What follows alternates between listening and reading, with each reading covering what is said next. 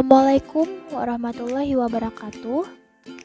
Perkenalkan, kami dari kelompok 4 yang beranggotakan saya sendiri, Anissa Nur Afifah, dengan NIM 1910127220004, Muhammad Amin dengan NIM 1910127110009, dan juga Siti Raihanah 19101271200005. Di sini kami akan membahas materi mengenai tips dalam penanganan individu dengan kelainan majemuk dengan dosen pengampu Ibu Dewi Eka Sari Kusumastuti. Mata kuliah pendidikan anak dengan kelainan majemuk.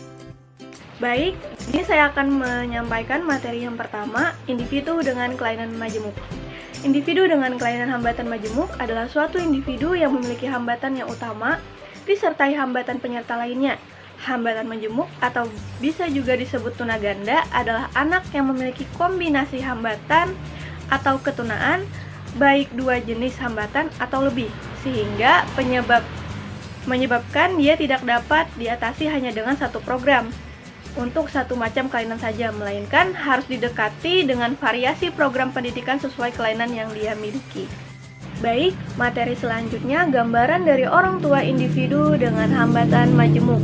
Dalam buku Breakthrough Parenting for Children with Special Needs Raising the Bar of Expectation, Winter 2006, menyatakan 10 tahap yang terjadi pada orang tua dengan anak berkebutuhan khusus. Yang pertama, keterkejutan. Tahap ini merupakan tahap awal orang tua merasa terkejut dan menolak atas semua kenyataan yang tidak diharapkan mengenai anaknya yang mengalami keterbatasan. Tahap yang kedua, kemarahan.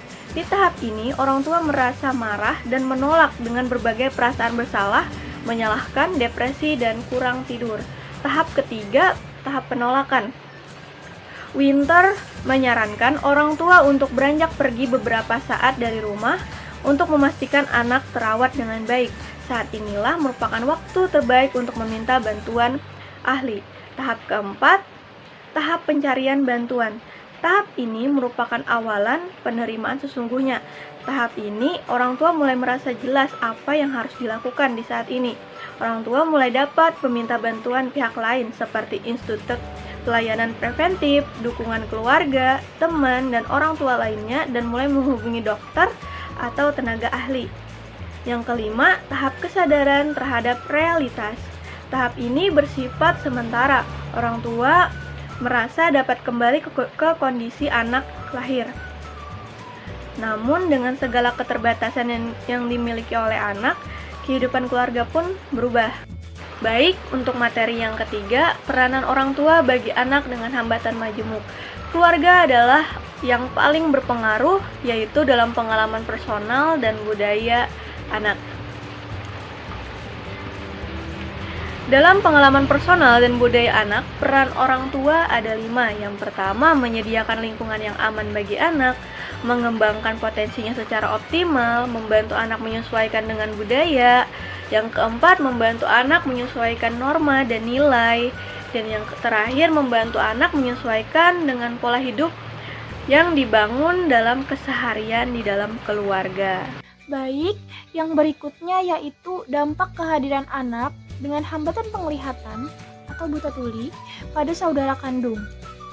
Terdapat beberapa dampak hadirnya anak berkebutuhan khusus buta tuli terhadap saudara kandung, yaitu yang pertama, kebutuhan akan informasi mengenai kebutuhan khusus yang disesuaikan dengan usianya. Yang kedua, perasaan terisolasi dari sumber informasi yang diberikan oleh anggota keluarganya dan terisolasi dari saudara kandung lainnya yang memiliki masalah yang serupa. Yang ketiga, perasaan bersalah atas keterbatasan yang terjadi dan juga ketika tidak lagi mampu mendukung orang tuanya dalam merawat saudaranya yang berkebutuhan khusus buta tuli. Yang keempat, yaitu perasaan benci terhadap anak berkebutuhan khusus buta tuli yang membutuhkan lebih banyak perhatian dan waktu dari orang tuanya. Yang kelima, perasaan tertekan untuk mencapai suatu hal yang baik untuk memperbaiki harapan terhadap dirinya sebagai saudara kandung anak berkebutuhan khusus buta tuli. Yang keenam, tuntutan yang lebih besar untuk membantu dengan cara-cara tertentu terhadap anak berkebutuhan khusus buta tuli. Dan yang terakhir, yang ketujuh, fokus pada masa depan walaupun dihadapkan pada kondisi keluarga yang berubah sebagai akibat dari hadirnya anak berkebutuhan khusus buta tuli. Yang berikutnya yaitu peranan saudara kandung pada individu dengan hambatan majemuk. Banyak hal yang dapat dilakukan oleh saudara kandung dari anak dengan hambatan majemuk buta tuli. Dalam bukunya Hemes 2005 menyatakan berbagai tips ataupun peran yang ditunjukkan kepada saudara kandung anak dengan hambatan majemuk sebagai berikut. Yang pertama yaitu saudara kandung perlu memahami keterbatasan yang dialami oleh saudaranya dengan cara bertanya kepada orang tua, mencari tahu melalui media, dan mencoba bertemu dengan keluarga yang memiliki anak hambatan majemuk atau buta tuli yang serupa. Yang kedua, saudara kandung dapat merasakan aktivitas bersama dengan saudaranya dan dapat pula bermain dengan anak-anak lainnya yang seusia untuk dapat merasa lebih bahagia. Diperlukan komunikasi yang baik antara orang tua, saudara kandung dari anak dengan hambatan majemuk atau buta tuli. Yang ketiga, yaitu ketika saudara kandung merasa tersakiti oleh saudara kandungnya, terutama yang juga mengalami gangguan psikis atau perilaku, mereka dapat memberitahukan kepada orang yang lebih dewasa dan menghindari penyebab atas perilaku saudara yang mengganggu tersebut. Yang keempat, ketika saudara kandung anak hambatan majemuk buta tuli merasa kehilangan atas saudaranya, misalnya ketika anak dengan hambatan majemuk buta tuli tersebut ada di rumah sakit, mereka dapat mengatakan bahwa mereka merindukan saudaranya dan menanyakan kebutuhan saudaranya tersebut. Yang kelima, jika mereka merasa malu terhadap temannya karena memiliki saudara yang memiliki hambatan majemuk buta tuli, mereka tidak perlu khawatir. Mereka perlu mengatakan yang sejujurnya dengan tenang kepada teman-temannya mengenai keadaan saudaranya, dan mereka tidak perlu merasa bersalah karena itu. Yang keenam, jika anak merasa terganggu karena saudaranya yang memiliki hambatan majemuk buta tuli sering membuat kegaduhan di malam hari, anak perlu berkata jujur pada orang tua dan berkata bahwa ia merasa terganggu serta seringkali terbangun di malam hari dan menyesuaikan tempat untuk mendapatkan istirahat malam hari yang lebih tenang. Yang ketujuh, anak tidak perlu khawatir ketika saudaranya terlihat sakit. Mereka dapat meminta keterangan kepada orang tua dan keluarganya yang lebih dewasa.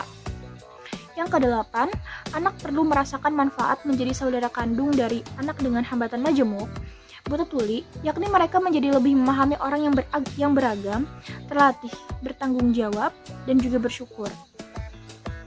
Yang kesembilan, yaitu saat anak kesulitan berkomunikasi dengan saudaranya yang memiliki hambatan majemuk buta tuli, mereka perlu diajarkan cara terbaik untuk berkomunikasi dengan anak hambatan majemuk buta tuli yang bergantung pada indera taktil. Yang ke-10, penting bagi orang tua untuk memberikan waktu khusus untuk mereka sebagai saudara kandung dari anak hambatan majemuk buta tuli. Yang ke-11, jika anak merasa menjadi korban kekerasan karena memiliki saudara kandung yang memiliki hambatan majemuk buta tuli, tenangkanlah mereka dan upayakan agar mereka tidak merasa sedih.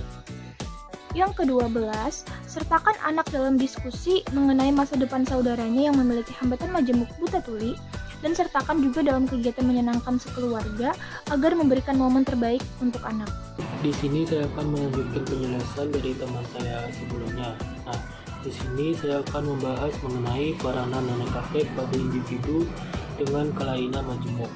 Walaupun kini kita ketahui struktur keluarga dan pola kerja telah berubah ya, karena masih banyak saat ini nenek kakek yang ingin terlibat dan mengambil peran terhadap cucunya, termasuk pada nenek kakek dengan cucu yang memiliki hambatan majemuk. Nenek kakek membantu dan pengasuhan ketika orang tua bekerja atau kesulitan dalam mengasuh anak, dan nenek kakek bersedia menghabiskan waktu dengan cucu tersebut dalam hal memberikan dukungan pada orang tua dalam mendampingi dengan hambatan anak yang majemuk. Hendaknya nenek kakek dan orang tua dapat senantiasa berdiskusi untuk menyelaraskan pemikiran, perasaan, dan tindakan yang harus diberikan terhadap anak. Diskusi ini juga menyangkut seberapa besar porsi dan tanggung jawab yang harus dibagi antara kedua belah pihak.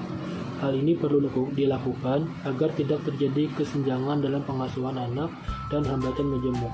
Nah, jadi yang kita ketahui sebelumnya bahwa orang tua yang tentunya sudah memiliki banyak pengalaman, mungkin menurut pendapat saya banyak pembelajaran yang dapat kita ambil.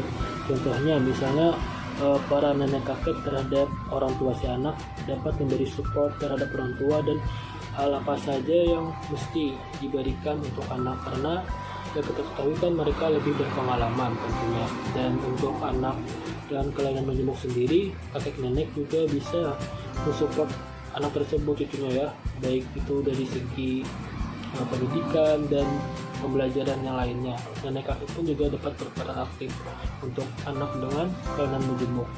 Tips untuk guru anak dengan kelainan menjemuk. Nah, di sini ada 3 poin utama yang dapat saya sampaikan mengenai penjelasan singkat di video ini. Yang pertama, melakukan identifikasi dan asesmen. Kedua, memahami permasalahan anak. Dan yang ketiga, hal-hal yang perlu diperhatikan seorang pendidik. Nah, ini ada 3 aspek. Nah, yang pertama kita akan membahas melakukan identifikasi dan asesmen. Yang pertama, identifikasi yang seperti kita ketahui, identifikasi yaitu kenali anak. Nah, identifikasi dan asesmen tujuannya untuk menyusun IEP. IEP adalah teknik mengatur perilaku, pelatihan keterampilan diri, kebutuhan medis, dan pelatihan orang tua untuk penanganan anak berkebutuhan khusus, serta konseling keluarga untuk dukungan dan penyelesaian masalah antara orang tua dan anak. Dalam hal ini tentu saja guru tidak bekerja sendirian. Diperlukan kemampuan untuk bersosialisasi dan berinteraksi bersama pihak ahli dalam menjalankan program tersebut. Nah, menurut poin pertama ini, melakukan identifikasi dan asesmen ini tentunya dilakukan oleh orang yang telah berpengalaman. Nah, bisa jadi seorang guru. Jadi guru ini tidak hanya bekerja sendirian, tentu membutuhkan orang tua dan lingkungan yang nantinya kita ambil sebagai untuk melihat keseharian anak seperti apa untuk ditindaklanjuti. Selanjutnya, memahami permasalahan anak. Anak berkebutuhan khusus memiliki permasalahan yang khas dibandingkan anak-anak normal lainnya. Guru perlu memahami bagaimana menyikapi permasalahan tersebut. Anak-anak tunaganda hampir selalu mengalami ketidakmampuan menjemuk yang mencakup masalah-masalah fisik. Mereka biasanya berperilaku beda secara mencolok dengan perilaku anak-anak normal atau anak-anak tuna lainnya. Anak tunaganda terdapat banyak kemungkinan kombinasi kecacatan yang berbeda-beda. Kondisi-kondisi kecacatan menjemuk sudah dikenal oleh para pendidik, serta kombinasi antara tunanetra dan gangguan pendengaran.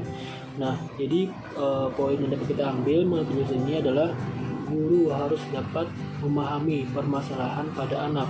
Nah, jadi setelah guru bisa memahami permasalahan pada anak, maka guru dapat melanjutkan bagaimana pembelajaran untuk anak ke depannya agar tidak salah dalam memberikan pembelajaran. Selanjutnya ada hal-hal yang perlu diperhatikan seorang pendidik. Ini termasuk 3 ya. Yang pertama, pendidik diharapkan memberi pengajaran secara mendetail. Nah, seperti yang kita ketahui, anak-anak yang memiliki hambatan membutuhkan pengajaran yang berbeda, tidak sama seperti anak pada umumnya. Apalagi dengan anak yang memiliki hambatan ganda, maka mungkin lebih ekstra dalam memberikan pembelajaran dan harus detail agar dapat dipahami oleh anak. Selanjutnya, model evaluasi pembelajaran harus disesuaikan dan keragaman kegandaannya. Ketiga, membutuhkan instruksi atau pemberitahuan yang sangat terperinci. Keempat, kebutuhan ketika berbicara harus berhadapan, tidak membelakangi lawan bicaranya. Nah, jadi ketika kita berbicara ataupun memberikan pelajaran kepada anak tunaganda atau anak dengan kelainan menjemuk ini, kita harus sebisa mungkin berhadapan dengan anak tersebut ya, jangan membelakangi. Juga kebutuhan untuk duduk dan berada di tengah paling depan kelas sehingga memiliki peluang untuk mudah mendengarkan suara guru. Nah, jadi tips untuk memberikan pembelajaran anak selanjutnya, pada saat anak pembelajaran di kelas, bisa mungkin anak dengan hambatan kelainan menjemuk ini diposisikan tempat duduknya di depan agar anak mudah kita perhatikan dan anak juga mudah memperhatikan kita. Selanjutnya, Bila anak yang telinganya hanya satu yang tuli, tempatkan anak sehingga Bila anak yang telinganya hanya satu yang tuli, tempatkan anak sehingga telinga yang baik berada di dekat dengan guru. Perhatikan postur neck seiring anak menggelengkan kepala untuk mendengarkan. Yang terakhir, kebutuhan belajar keterampilan membaca, keterampilan motorik, kebutuhan keterampilan lainnya adalah sama seperti anak normal pada umumnya. Jadi yang poin terakhir ini, kebutuhan belajar keterampilan membaca, motorik, dan lainnya itu disamakan seperti anak normal pada umumnya. Mungkin pembelajarannya disamakan, cuman dalam proses pembelajarannya tentu dibedakan. Seperti halnya dengan anak pada umumnya, mereka mendapatkan pembelajaran membaca mungkin secara langsung dapat dijelaskan, tapi kalau anak dengan hambatan tunaganda itu perlu memberikan pembelajaran yang berbeda dan khusus ya.